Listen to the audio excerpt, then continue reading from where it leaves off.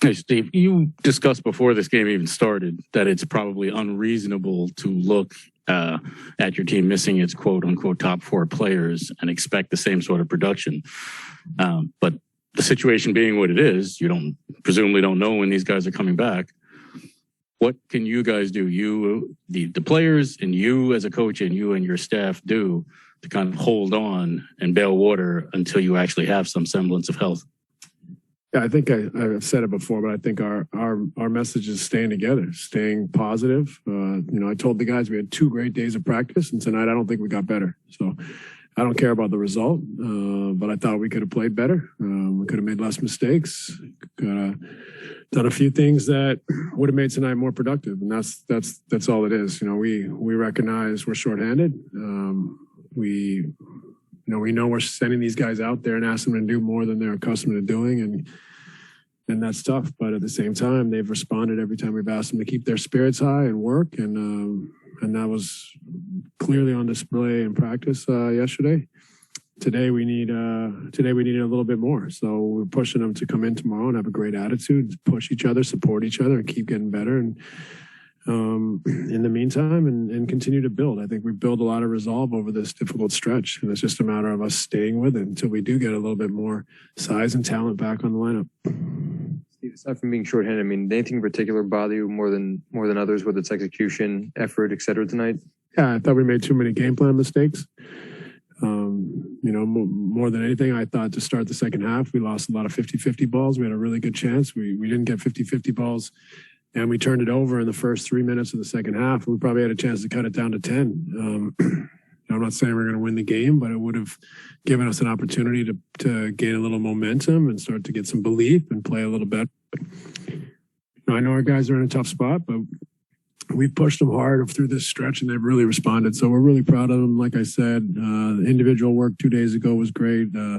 Yesterday's practice the guys were outstanding. Tonight, we weren't satisfied, and we want more. Fans and sports writers can't help but, look at the math, the standings, the numbers. Do you allow yourself to kind of, just look at that and say, here's what we got to do, here's the situation we're in, or do you just try to take it game by game? I think both. We clearly, I think the smart thing to do would take it game by game, but we understand the situation we're in. We know there's urgency. We know that we're not going to have half a season to kind of figure this thing out. We're going to be up against the clock, and our guys, like I said, they've been great because there's a lot of pressure and circumstances that make it difficult, as you're dropping in the standings, but their spirit has been outstanding. So that's the spirit, I think, of taking it day by day, game by game, trying to improve. And at the same time, we recognize the situation we're in. This is twofold. I mean, if you look, you have maybe a quarter of the season left. In your mind, what are the 2 or 3 most glaring things that you need to get this righted? And I'm discounting, obviously, health as one of them.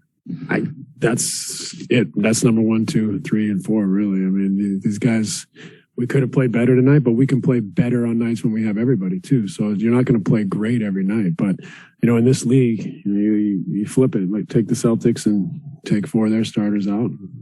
It's a different look.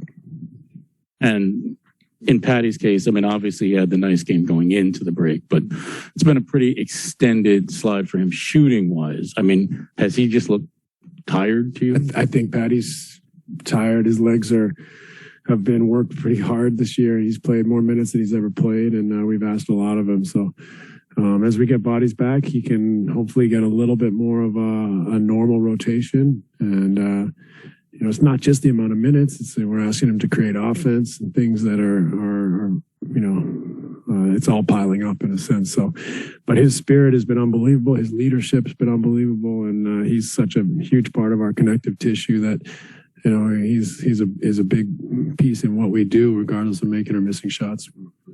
Steve, was said on the TNT broadcast that you guys will know by the end of this week about Joe with the second surgery. I mean, are you anticipating having an idea of going into Milwaukee? Flying in Milwaukee, or I did not know that. No. Steve, is there enough time left for Blake to get back in the rotation this year and be a meaningful contributor, or is just too many guys sort of past him? No, I think it's possible for everybody. I think Blake and Nick are in a similar situation here. I think Andre's brought rebounding and rim protection for us that we've needed. I think LaMarcus has been largely really effective and efficient for us. So those guys are getting the bulk of the minutes now, but we still value Blake, and there's obviously still time left where he could get more minutes, get back in the rotation, or play a bigger role. But right now I think that Andre's filling a big need for us, and LaMarcus has played the best basketball. All right, thanks guys.